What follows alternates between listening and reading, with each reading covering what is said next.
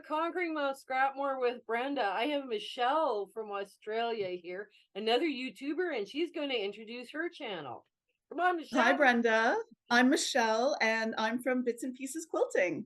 Oh, And yeah. yes, here in Australia, bright and early on a Sunday morning. Bits and pieces. Yeah, I know. I'm here like on a Saturday afternoon, which to Yep, me sounds yep. like I'm Saturday, you're Sunday. Okay, but Coming to you from the future. I'll send you the lottery numbers after this. that's about it. Yeah.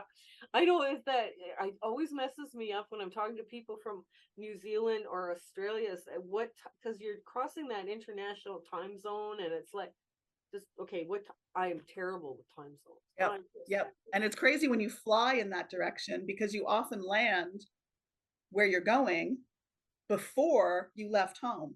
It's very brain bending. It's very brain bending. It's our kind of like time travel thing, right? Yep. Yeah. What was that movie? There was a guy that came from another planet and they was jumping back and forth across the state line because one state had one time zone and the other state had a different time zone and it's like time travel. Come on, Yeah, yeah, yeah. it's like that kind of thing. Oh, Michelle, I have so many questions I want to ask you, but I understand your employer got you to move to Australia. And Yes. that to me would be so exciting. What is it like being a Canadian in Australia? It's lovely. Australia is a lovely place. We live in Canberra, which is the capital, and lots of people have this misconception that Australia is hot all the time. And let me tell you, winter in Canberra is real. We Yeah. don't get snow the way that you do in Canada, but it gets really cold here.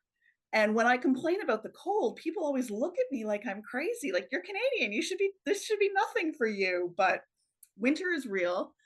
Um, And it's cold I and think damp. Australia's, sorry, It's probably cold and damp, right? it depends if we're in a dry season or not, because Yeah. sometimes it can just be a really dry, biting cold as well. Yeah. Almost the way that if you've ever been to Las Vegas on a cold night, the way that it's really hot during the day and then the sun disappears and the heat just disappears and it's cold. Well, there's what penguins in Tasmania or the The little southern fairy part, penguins the right along. southern Yeah, part yeah, of Australia. There's penguins there. They just kind of float along from yeah. Antarctica. That's exactly it. That's exactly it. That cold Antarctic Ocean. And when those winds blow from down there, it can really chill the place down. Yeah. Yeah, and we are absolutely fascinated by the birds here. The birds are these incredibly exotic, beautiful, beautiful birds. It never gets old. I would say though that of all the countries I've visited and the few that I've lived in, I would say that Australians and Canadians are probably the closest in Oh, terms of similarities.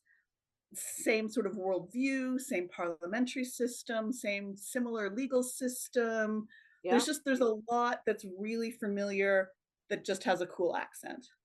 Yeah, that's true. Yeah, that's true. My granddaughter introduced me to the cartoon Bluey, and she just Bluey's big. loves it. And I mean, when I actually got down and sat down with her last night to watch it, I was laughing too.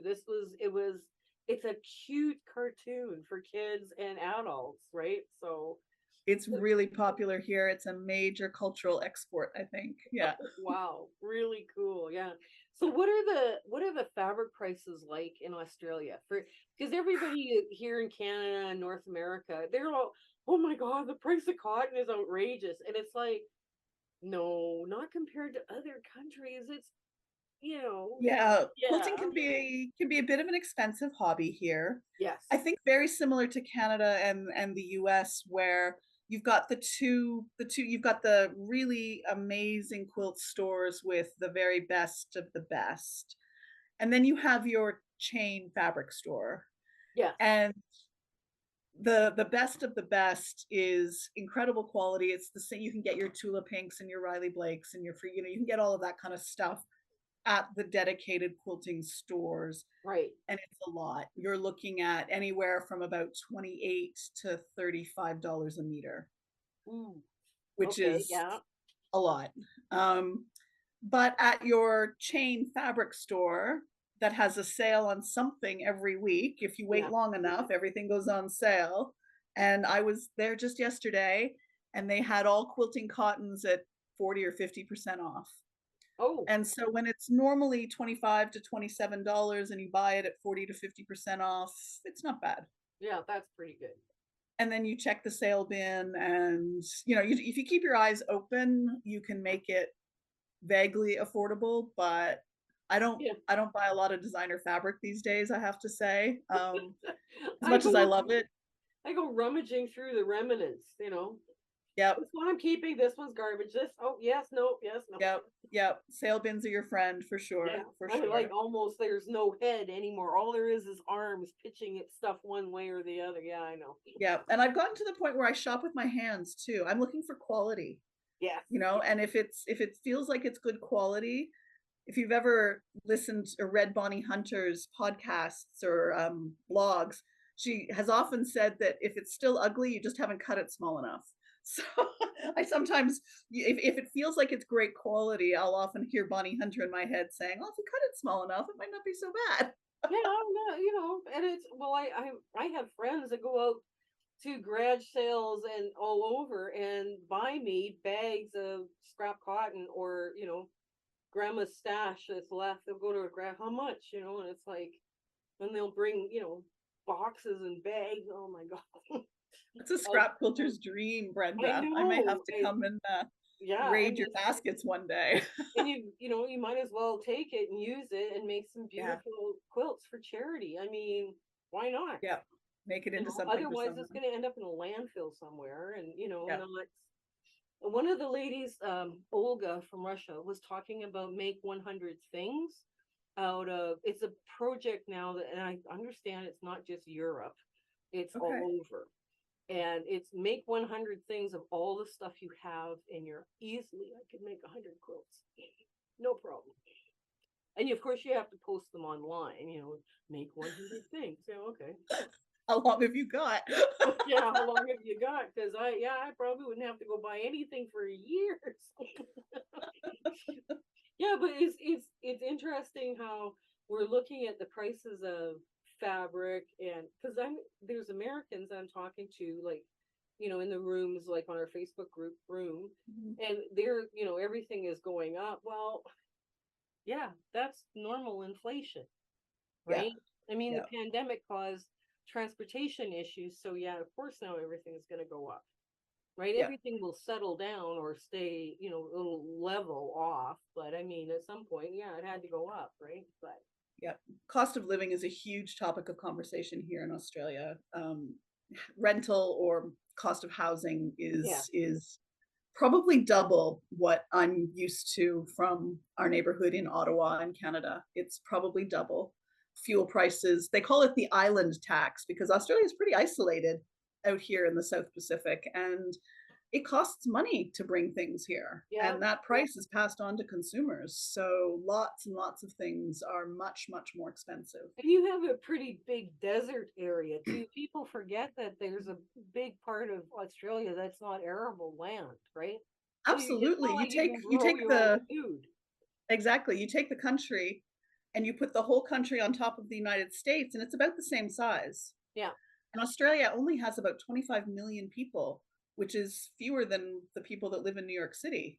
It's a very, very small population, and the vast majority live within a very short distance around the east, southern, and slightly west coasts. It's a very focused population and then a lot of nothing through the center. yeah. And those are they Aboriginal lands or are they just desert? Some of it is indigenous lands for sure. Indigenous peoples have been in Australia for 65,000 years. It's one of the longest settled places in the world, and it has been explored by people. And then, people make their living where they're able to make a living. Yeah. Well, and I mean, yeah, you can't be living in the middle of a desert, because you have issues with water and everything else. Everything. Yep. Yeah. Yep. So yeah, it must be an interesting experience. It really must. It is. It has been a great adventure. We feel really privileged. Yeah, we had friends that had went, oh, years, probably like, well, probably 40 years ago. They went just to work down there for, I think it was New Zealand for 2 years, and they went and they were like, oh wow. It was just mind bending. They was like, no, you guys have no concept of what's going on. No, you live in a bubble. Yeah, yeah. Like I said though, I find it so similar to Canada in so many ways. I live in the capital city. I go to work every day. You know, I'm not doing tourist things every day, unfortunately. Yeah, So it feels very similar to Canada in many ways. The wildlife is totally different. The flora and fauna, all of that is completely different, of course, but at its core, it's not that different from Canada. yeah. Well, and too, it's more accepting of other, because there's so many different cultures that are in Australia now too, right? And Absolutely. Yep. we here in Canada, we have so many different cultures here. Everybody, we try our best to get along because Yep. Yep. might as well, Exactly. Yeah, it's pretty cold long winter if you're not getting along. Yep. So Michelle, how long have you been quilting? Like when did you when was your first quilt? At what age did you start quilting? Yeah, I was probably a teenager. Oh, So so I'm 50 years old now, so probably about 40 years. oh Well, no, wow. maybe 30 years, 35 years, let's say. Okay. I probably made my first quilt when I was about 16 or 17 with my mom's help. Um, but I grew up in southern Ontario, just south of Toronto and Kitchener-Waterloo, which if you know that area at all, it's Mennonite country. Yeah. And we lived in a very small town outside of Kitchener-Waterloo. So my mom knew a lot of Mennonite ladies. So I have these memories of a whole cloth quilt stretched out in the big old farmhouse on 2x4s with C clamps, holding it together on these homemade stands, and my brother and I playing underneath while my mom and the Mennonite ladies sat around the edges working on the hand stitching. And clear memories of that. So one of my first quilts ever was a whole cloth double bed quilt for my bed. Oh I picked wow. a fabric I loved and a really neutral plain. It was a just a off white with a design drawn on it, and then yeah, hand stitched it. So that's, I don't do a whole lot of hand stitching anymore, but I picked up sewing probably late teens, early 20s, and kind of haven't looked back. Yeah, I know it's just I was taught by my grandmothers and my mother, and I I don't know what Barbie was a clothes horse for me. Because I mean, you get the scraps, and every once in a while Yeah. they take them. Just oh god, just take them, get out of here. And you'd play in those scraps as a kid, and you'd either make little blankets for your dolls or Barbie clothes or something. Yeah, it was always. And they thought at first I would pick myself with a needle and I'd be gone. They'd never see me in the sewing room again. Wow, I bled all over that first little quilt I made.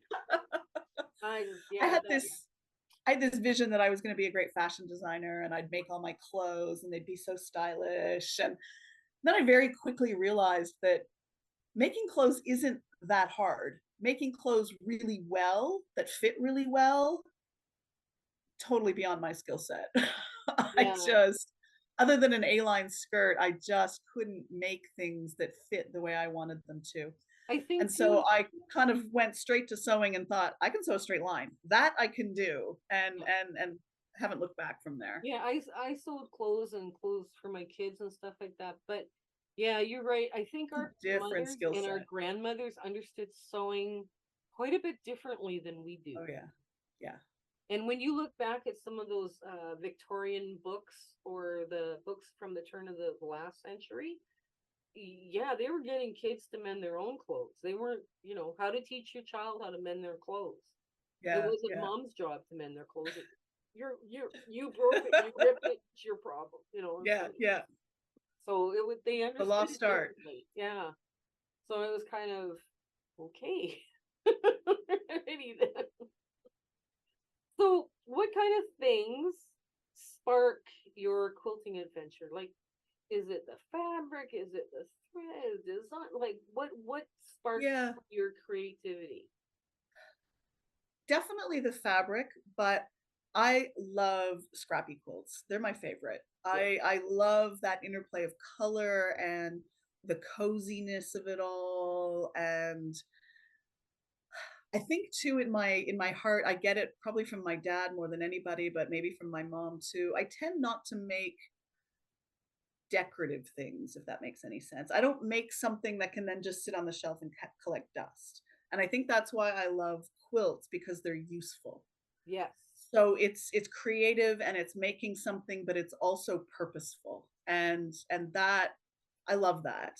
And then that frugality, I think, translates into the passion for scrappy quilts. I don't want to waste a single piece. It's got to be good for something. It'll go together into something.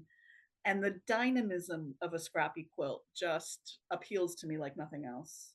Yeah, I mean, I like stuff like this quilt here behind me. Most of that came out of my crumb bin because my crumbs are hand sized, like that. Yep, yep, And yep. you can pick pieces out of your crumb bins just and make something like that out of it. It's my favorite thing to do with it. But it's like, I think there's a spectrum though. There's a spectrum from the fully planned, I bought one line of fabric and just used those fabrics and I made this perfectly coordinated quilt, all the way down to complete and total chaos. yeah, And I think the one behind you falls closer to the scrappy end of the spectrum, but there's some planning there. You've got a common background, you've got yeah, lots of bright colors. You don't have any like really muddy colors in it from what I can see from here. That looks like it's brights and black background, so it's planned and organized. It's not the full chaos of a scrap, but it's not a planned. actually, this one is well, it's brights. Yeah, there's some brights in there, but the mediums. There you Medium go. people buy Yeah, those stacks of fat quarters, and there's darks and lights, and they use them up right away. And then the mediums go into their yeah, stash, and it's like I got nothing. yeah. There's not enough contrast between anything Contrast. Yeah, to make anything, right? So people don't understand. Hey, you got to get your mediums out of your stash somehow, right? yeah.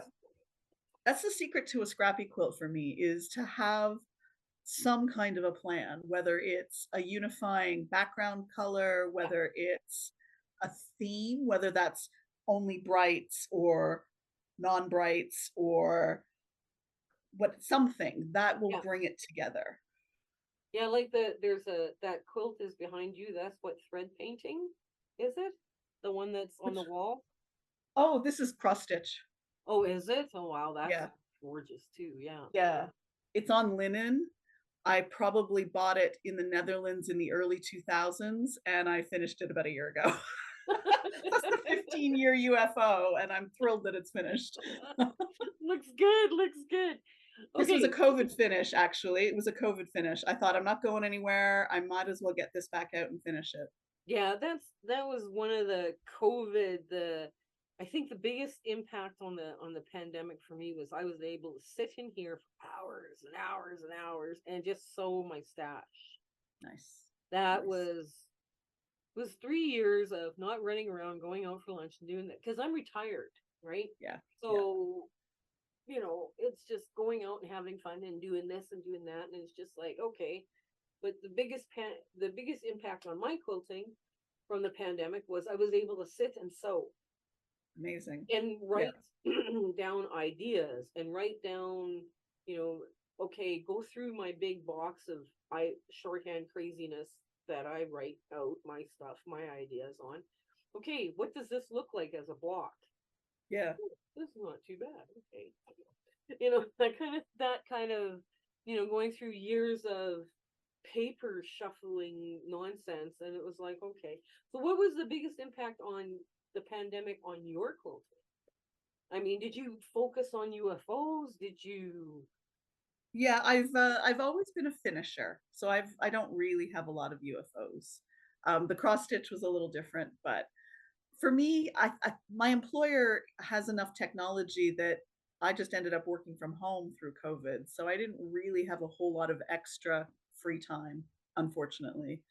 But there wasn't the commute in the morning, there wasn't the digging out the professional outfit and getting it ironed and ready to, go to work, and the packing of lunch. So there was definitely a lot of time saved. And I really just enjoyed that time to start to work through some projects, to start to dream about my YouTube channel, to take a little bit more time for myself. Yeah, that and it was funny because like for me, the commute to work was 20 to 30 minutes one way. And it's like all of a sudden I got that back. Yeah. Yeah. It was like, I mean, being retired, I mean, I worked the last 2 years of my career, 2.5 years of my career, I worked from home. But that was well before the pandemic. Yeah. And yeah, all of a sudden you gain 30 minutes, so an hour That every makes a day, I can do something big else. Yeah. makes a big difference. Absolutely. I think too that here in Canberra, we were quite lucky compared to others around the world with the pandemic. We had 2 short periods of lockdown, and that's it. Melbourne was south of here was a whole different story. They were locked down for months, it's felt like.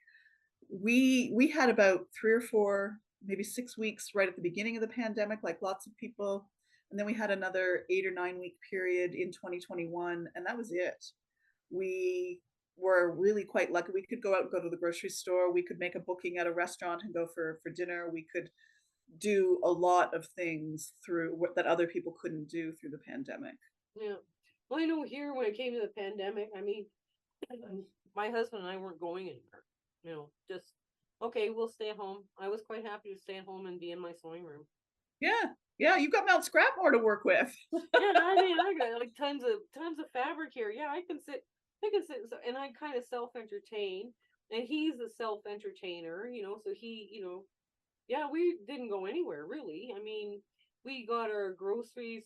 I don't remember how long our lockdowns were, but being locked down and just staying home after a while, Yeah, there was really no difference.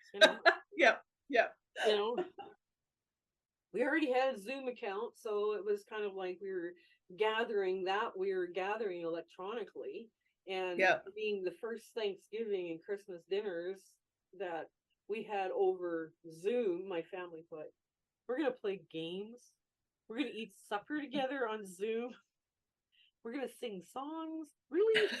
Yes, we're singing. We're doing this. We're Yes, playing we're gonna games. make it work. We're going to make it work. We're gonna have fun.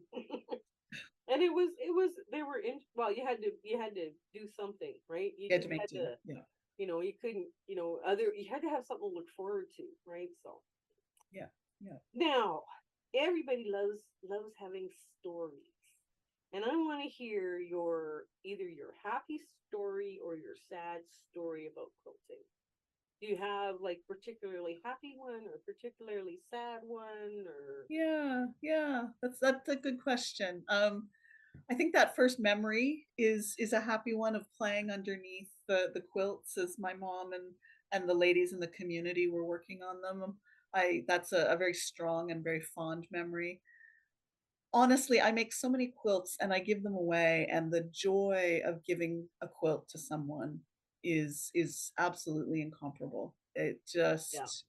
It feels great, and you know that they appreciate it. We went to My husband works for the Canadian High Commission here in Australia, and we went to a Canadian, was it Thanksgiving or no, it was a Canada Day celebration in July, which is the dead of winter here in Australia. So it was quite Yeah. cold. So we went to one of Jason's colleagues' house, and I brought a table runner as a gift, as a hostess. Thanks for hosting us. Thanks for putting this whole party together. And oh my gosh, she was so funny. She knows that I'm a quilter. She's seen some of my work, and this is the first piece that she had been given. So I gave it to her, and this is probably quite rude, but she said, I'm going to Scotch guard the crap out of this. And that was her response. That was her response. Not, oh my gosh, it's beautiful. Thank you. Welcome. No, no, no. I'm going to Scotch guard the crap out of this. And I said, Bobby, you can put it in the laundry machine. You can put it in the washer. You can put it in the dryer. It'll be fine. I know we had our first gathering after the pandemic. I had hand sewn and hand quilted a little poinsettia table runner, right? We had it on our YouTube channel. But I mean, I was still like the last day or two before I was okay, I'm finally getting it all quilted. It's all done now. I can throw it down on the table. And the first thing the kid said, "What if we spill cranberries on it?" I said, "It's brown, it's dark red, and dark green. Fine. You're really gonna see that stain? It's not gonna happen. It's not. It's fine." It'll Yeah, just be a it's all scratch and good. sniff spot. And you can flip it over. It'll be fine. Yeah, I don't know. So, Michelle, every quilter dreams of doing a Dear Jane, or Yeah. some people now have nicknamed it Damn Jane because it's impossible to finish, and it's all these tiny little pieces. And what is the hardest quilt you've ever worked on? What was the name of it? The hardest quilt I've ever done Yeah. is my apple core quilt. It's scrappy. It's made with the Missouri Star Quilt apple core template. And you know what? I was so intimidated. I thought I will, okay, here's the first two, right? You take the one with the curve and you sew it. And I thought, oh, okay, that's not so bad. And so I made hundreds of pairs of tubes. I thought, okay, now it's time to make them into foursies. That's that's where it got really hard. And so I thought, oh my gosh, what have I gotten into? And it was absolutely the hardest quilt ever. Thankfully, it's all scrappy. I actually put it in one of my scrappy trunk shows on my channel, so you can Mm-hmm. go back to that video and take a look at it. It was by far the hardest quilt I've ever made. I doubt I will ever make it again. I have since done a drunkard's path, which is a curved block, Yeah. and that I like. That's a big enough curve, and there's not that many of them, and it finishes into a square block that can get sewn to others. So I'm over my trauma of curved seams, but I don't know that I'll ever go back to an apple core. I had when we did curve boot camp on my channel, I got like, why are you making this so hard? Because I'm trying to improve your skills. I mean, I know how to sew curves, but yeah, like an apple core, because most people you're taught to line it up a certain way. Well, when you sew them twos into fours, you sew basically to the middle, and then you got to flip it over, Right. It's, yeah, that S curve. Yep. Yep. and it's like, well, Yep. the smaller the curve, the harder it is to sew. Yep. But you have to Yep. start somewhere. Yeah, but I I started with mean, the apple. I should have started with the drunkard's path and not with the apple core. well, we we like I say, it's the landscape ones. Those are like gentle S curves. I mean, Yep. those are so, people once they understand, okay, it's just a gentle curve, just sew it. Just I feel like I could do that. Yeah. Yeah. yeah. Yeah. But tiny 5-inch apple core. Yeah. No. So hard. Yeah. And if you look, I mean, the photos, it looks great in the photos. I'm so grateful that the photos look good. But if you look up close, you can see a few little pleats here and there. Mm. And then I just sort of quilted over it and hope nobody would notice. It quilts out. It quilts out. Quilted out. That's exactly it. That's exactly. And that's true, right? I put a quilt in for a hand quilting. I asked for it to be judged for hand quilting, and the woman who won the category, by the way, her quilting was exquisite. And I don't use that word very often, but when I looked at hers, I was like, oh my god. Like she, two, where the warp and the weave, two Yep. threads. Yep. That was the Wow. length of, like, so she was probably at that 21 stitches per inch or whatever quilting. Oh yeah, just like, oh my gosh. So here we are. I'm looking at hers. I'm looking at my. Oh yeah, no, I probably, they probably go like, for God's sakes, woman, stop hand quilting. This looks like rubbish. They actually were very nice, and they were very kind, and they said I needed more quilting, right? Because some of the areas were puffier. Yeah. Right. And that's true. But yeah, like once you start quilting all of that in, it does manage to quilt out, right? I mean, Yeah. it Yep. works. Yep.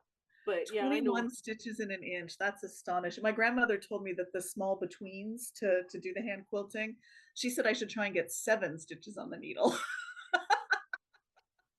20. I know. I'm like, oh my lord. There's so many methods now on hand quilting, and basically, my mother used a great big hoop, quilter's hoop. Yeah, I can't imagine what that would have been like from the center of the quilt trying to hold on to it. yeah, yeah, But anyways, yeah, it's just, yeah, they understood sewing a little bit differently than we did. I don't know. yeah. So now, what is your favorite part of the quilting? Favorite part? That's easy. I love, love, love, love piecing, and I love machine quilting. I quilt all my own quilts, and I have a great Janome. I don't know if you can sort of see it just in the corner behind me over there. Well, Yeah, anyway, it's over there. I have a Janome TL210Q. It's that borderline between a domestic and an industrial machine. It's still a right. domestic machine, but it's got a lot of power, and I love machine quilting on it. It's a great it's great, and it's a ton of fun.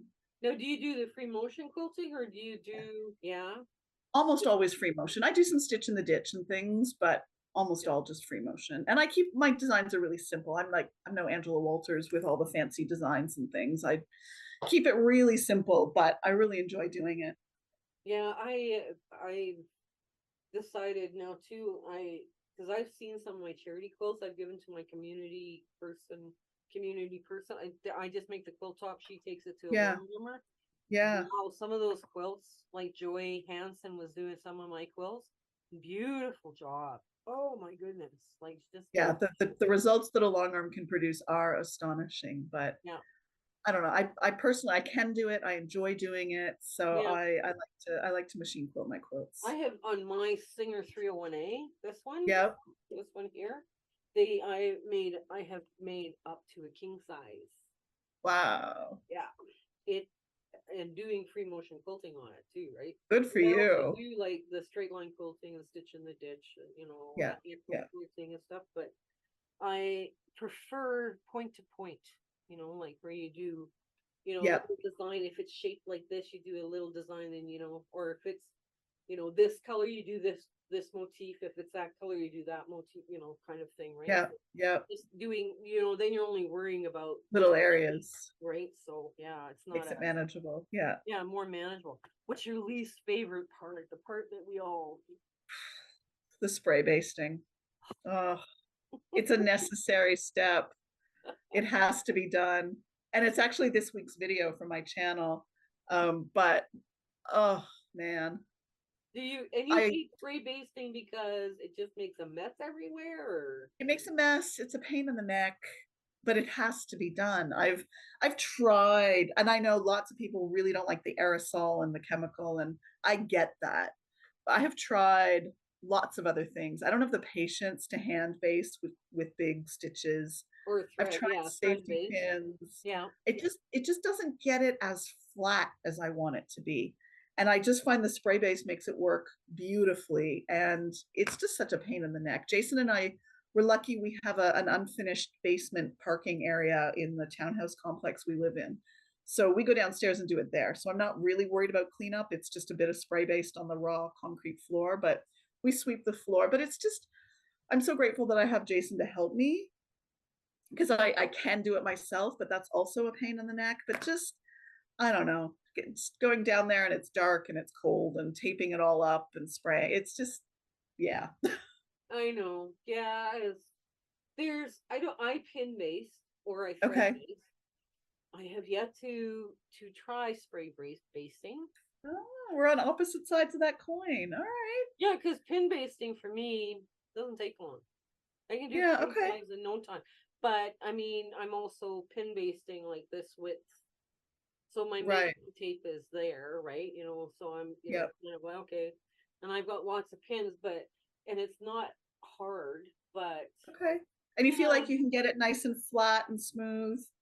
And I can reuse the pins. Spray Yep. basting, you pay how much for a bottle? And it's like, how much was that? Yeah. Yeah. How many pins could I have bought with that? Or Yep. Yep. I I know. was I was in Canada recently and my mom bought a can of spray base so that we could do some of her projects for her. and it was a lot. It was like $30 for the can, which stunned me because I buy cans here from an online craft shop here in Australia that are only $7 or $8, and I get 3 quilts out of it. So maybe the cost of fabric is through the roof, but spray based is a great deal here. Well, there's people that make the at school time, like when it's back to school season here in Canada, they'll go buy the big jug of Elmer's school glue and they'll dilute it 3 to 1, like one Yep. part Elmer's and then 2 parts water, and they'll use that as a spray base. Have you tried it? No. I've never tried it. You know what? I should try it for a table runner or something. I have seen Yeah. one video on YouTube, but yeah, I've not tried it. But that with the spray basting like that, I mean, you're still buying a big thing of Elmer's school glue, but it washes out. Exactly. You The know. spray based I use is water soluble. It will wash out when the quilt gets washed. Oh yeah. But I mean, to each their own, right? It something a little less aerosol can would be I know. wonderful, and I should try it. But I know. sometimes when you find what works, it's easier just to stick with it. I know. Yeah. It's well, what's ever working for you. I mean, I tell people you do you. If your Exactly. budget is pins or thread basting and you can't Yeah. afford, yeah, just use your pins, right? Yep. Because I mean that's it's yet another expense for me, right? But Yeah. now now we come to the tips. Oh, tips. Okay. Tips. Or I don't know if we should do the tips or the what's your 3 most favorite quilting tools? My sewing machine, number one. Yeah. Absolutely. Can't live without it. Um, other sewing tools. I should have thought of this. Because I have 2 videos on my channel. One is the expensive tools and one are the inexpensive tools. So I use a bone folder a lot. I'm gonna grab it and show you. It's just this. And I had it originally for paper crafting. And I think it's legitimately a bone. I think it's actually made out of cattle bone, but you can get them in plastic as well. And it's just a great thing if I'm looking to like hand press a seam, Yes. or sometimes I use it like a hera marker. So I'll like draw a line with it and I can just see that line to get under the machine without needing a pencil or to iron something Yeah. or to poke out corners. So I use this a lot for different things in the sewing room. Oh wow. Wouldn't be able to live without the machine, obviously. I think a rotary cutter is too obvious because, rotary cutter and ruler, I don't think we would do our thing without those I don't anymore. know. I started quilting when I started quilting. It was scissors and cardboard. And cereal boxes cut up into patterns, into My templates. mother would take anytime we went out and bought pantyhose, the Yeah. pantyhose cardboard. She'd Yep. grab Yep. the bag and pull out the pantyhose, throw it at you, and then take the cardboard. And it was like, gee, That's thanks, Mom. great. I have a little stash of the cardboard that comes inside fact quarters, and I use that as my little scratch pads to do the math and figure things out. I have I a little know, stack yeah. right here. I know that. Yeah, I have a little scratch pad of loose paper and junk. Yeah, Yeah. yeah. So okay, so your bone tool, your My sewing bone folder, the machine. machine. I don't know what else to say, Brenda. Like, you need good sewing scissors, you need a rotary cutter. I do love my bobbin keeper. That keeps things much neater in the sewing room. It's my little place Oh to, yes, I even have a purple one like you. yeah, I love this so that the bobbins aren't rolling all over the place and they're right there next to my machine. You know what I did with mine? You're gonna see I'm a Star Trek geek right away. Oh, love it. Look, yeah. So I've got my Yep, bobbins in there. there Well, you I've got go. yeah, and then I just put a cup in there. Now everything's within reach, and it's not slipping and sliding because the bobbin holder keeps it in place. Yep. I normally have one of my cones of thread sitting in the middle. Yep. Yeah, I I know. can It's relate. just such a cool, yeah, the bobbin holder thing. Yeah, Yep, it's underrated. I think we forget absolutely. it's there, right? So Yep, because before that they would sit in a little caddy next to my machine or whatever, but then the threads would start to get unraveled and yep, love the yeah, bobbin keeper. yeah, the bob, yeah, because I normally I have lots of bobbins wound, but I'm getting right down to like, oh, you gotta sit down and wind some bobbins here. Okay, Yep. And then the what are last one, actually, let me show you this. This is my nasty, dirty, grotty pipe cleaner. Oh, Incredibly valuable to keep my sewing machine in tip-top shape. Ah, that's good. this is a makeup brush that I had forever that was never used for makeup. And Yep, every once it gets further, and it was a blush brush. And every once in a while it gets further and further spread out, and all the junk collects in here, and you put it underwater, it's like runs gray for like I don't know how long. yeah, this used to be a white pipe. And these are real people don't realize, like, every bobbin I change, I sweep out. Yeah, yeah, You don't realize absolutely. how much crap gets in there. And Yep, all of a sudden my machine will be making thunking noises, and it's the felt that builds up underneath yep, the plate, and it's like, oh yep, yep. yeah, Clean your machine. clean your machine. Okay, now for a beginning quilter, what are your three best tips to go play or to go Best tips. deeper? What would those tips be? Number one, just do it. You're not going to get better until you try. Yeah, Jenny Don't always says 1 hour sewing today makes you 1 hour better tomorrow. yeah, And I just think that's so true. So just do it. I think to just pick something simple. And some people might say, oh, well, I can't tell what's simple and what's difficult. You know what? The quilt behind Brenda, that's difficult. Something that's just some big blocks, that's simple. Pick something simple and just do it. And then I think the third is persist. It's kind of the same message, I guess, but finish something. Don't start a ton of different things. Don't start something and give up. Don't start something new and give up. Persist. Keep doing it, just do it and finish. And then I guess it's less of a tip, but if you get stuck, find someone to help. There's quilt guilds yeah, all over the place. There's YouTube everywhere. Send Brenda an email, send me an email. yeah. Happy to help people get to the end of their project. Yeah, that finishing your what you start. When I would take students in, right, and we would, before the pandemic, they we if they wanted to learn how to quilt, the first thing we teach them is a jelly roll race, Yep. because I know that sounds really a jelly roll race. You go out and you buy 42 strips of fabric. They're all coordinated. Doesn't matter. Yeah. Just you bring them. They're You gonna bring look them good here, and together. we'll Yep. show you how to sew them together like this. So you Yep. know how to do binding now, because you know how to do that binding fold over, Yep. and then you work on your 1/4 inch seam for that first Over and seam. over It's and like over and over again. forever and ever and Yep. ever. So you muscle memory, learn your muscle Yep. memory on that 1/4 inch seam, and then you finish the quilting by doing the quilting. You do stitch in the ditch, which is simple, and then do Yep. your binding. And if I could get them to the binding and get it finished for them, they went off and did their next quilt. Yeah. There you But go. if That's we brilliant. couldn't get them to finish that Yep. first project, because whatever, life happens, kind of thing. And then they come back like months later. Well, I don't even know where it is. Yeah. You have to go find it and bring it. Well, can I start something new? No, you got to finish No, the first one. finish it. Good for Finish you. the Yeah. first one. Love that. Yeah. Love that. The other thing too, I used to give so many discussions on color. Color. People get paralyzed by color. Yeah. They just freeze up, when it's okay, go pick the colors of your quilt. And you could Yep. see the panic, and it was just like, no, it doesn't matter. Yep. Color, yeah. I think when we first started quilting, pre-cuts weren't really a thing. I don't No, really know how long they've been around, but it's only been a few, 10, 15 years maybe that pre-cuts have been a thing.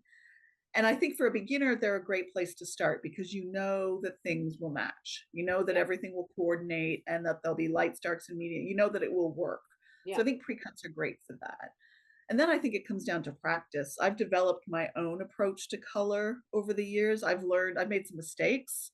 I yeah, have a video on some of my mistakes, and some of the biggest mistakes are where the color choice just wasn't right.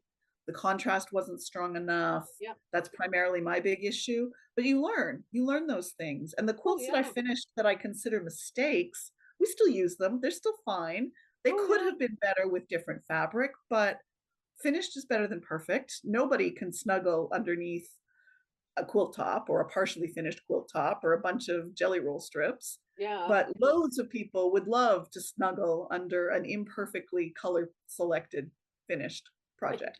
So, Yeah, and the next favorite one I like to give is go play in somebody else's scrap box because they're buying fabric that you would never consider buying. yes, Now love make that. them they try and put like a light, medium, and dark together out of that, and try and work in there, and all of a sudden you start seeing how things kind of go together, Yeah, and yeah, yeah, and that you learn lots there because yeah. And you learn that light, medium, and dark is all relative. If you're working with just whites and creams and neutrals, light, medium, and dark is relative. yeah, Light, dark in one quilt might be the lightest light in another quilt. yeah, that's right. That's very true. Well, it's like I say, this here behind is mediums, brights, and Yeah, black, and right? black. Yeah, So you can't go too dark like on your reds. If you go too dark, it starts to get, like it it loses. blends into the black and you can't see Yeah, it. Yeah, yeah. yeah. It's And a it's beautiful hard piece. sometimes, because we tend to use the blacks or the darks and the lights first, and then we're like, Yes, it's all yes. medium. Yeah, That's where the art of contrast becomes really important because dark and light is easy. Medium is a whole other ballgame. yeah. Okay, what are your last words of encouragement? Last words. Keep it fun. This is about playtime. This is about doing something for most of us, I think. Most of us have knowledge-based jobs. We're on computers, we're using our brains, we're thinking. Quilting, you still use your brain when you're thinking, but it's tactile. It's an old-fashioned skill that uses your hands, uses different parts of your brain. I think have fun with it. There are no rules. There's no quilting police. Make what you want. If it doesn't turn out to be a blanket or a quilt, then call it fiber art, and still just have fun with it. If it sticks out all over the place and you've got to hang it on the wall, then it's art. And if you get to the very end and it's a blanket or a table runner, then it's a quilt. But have fun with it. Use it as a hobby, use it as an interest, use it as a mental health strategy. Just have fun, and there's so many things you can do. You can be the most traditional traditionalist, you can be the most ultra modern modernist, you can waffle in between. I think there's something for everyone in quilting. Oh yeah, and everybody has a voice. And there it's not your voice isn't more important than my voice, and my voice isn't more important than the next guy's. Like we all have Yeah, a voice, and there's absolutely. room for all the voices. And you've done an amazing job with that, Brenda, with your sew alongs, with your Facebook groups. You've done an amazing job of bringing that community and giving people an opportunity to have their voice heard. So well done. Yeah, it was kind of a different approach. Okay, yeah, we had set up a Facebook group, but um, do we just want a group or do we want a community? Do we want to be sharing? Yeah. Do we want that kind of anyways, yeah, it's hard to kind of so do you want to see my sneak peek of this? Yeah.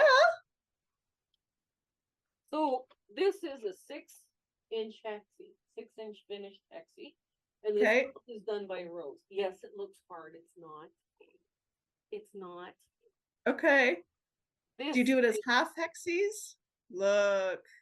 this is the 12-inch version. And they're going to come Oh, together. Right. So, and here is a lesson in color. You see the blues? yep. They're not quite the same. Nobody's going to notice in your quilt. Nobody's going to notice. It'll look intentional. It's a design choice, Brenda. It's a design choice. So I decided to blow this one up to 200%. And I'm having more fun with it than I did when I made this one. I can imagine. It's going to be stunning. Absolutely stunning. I love it. Love Well, it. and of course, my husband's like, it's huge. Why would you make it that huge? I said, it's going to be Why wouldn't fun. Hey, you? why not? Like Exactly. you can do modern quilts, dude. And he's like, yeah, okay. So, anyways, this block that I just showed you is this one right here. Okay. So yeah. Fabulous. You know what? You put 3 or 4 of those on a solid background. Stunning. Stunning. Yeah, and with these, the beauty of these is you don't have to have all the yellow meeting. Yeah. There's 3 different ways you can put this block together because it's got 3 sides, right? And you only sew 3 together and then the other 3 together, and then you Yeah. line them up, right? Because you The sew way it that in you deal with rows. hexes. Yeah, when you're Much rows. Yeah. easier. You Yeah. don't have any Y seams or none of that nonsense. It's just, yeah. Love it. Love it. Love it. I'll So show you a little anyways, what I'm working on. I've got a faux log cabin going on here that's going to be a new cathedral video and window pattern on is my website gorgeous. Isn't that when I get it beautiful? done. It started with some leftover K facet fabrics. I had a couple of 2-inch, about 22-inch strips from a fat quarter bundle, and they were leftovers, and I wanted to do something with them. And then I ended up pulling out every orange and pink and yellow fabric in my collection to turn it into some cathedral windows. Yeah, it's just that is gorgeous. That I love that.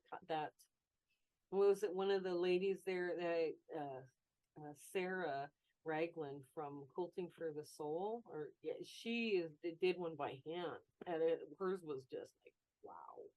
Wow. Well, this was supposed to be easy cathedral windows. I think I'm going to rename it to false or faux cathedral windows because I think they've gone beyond easy.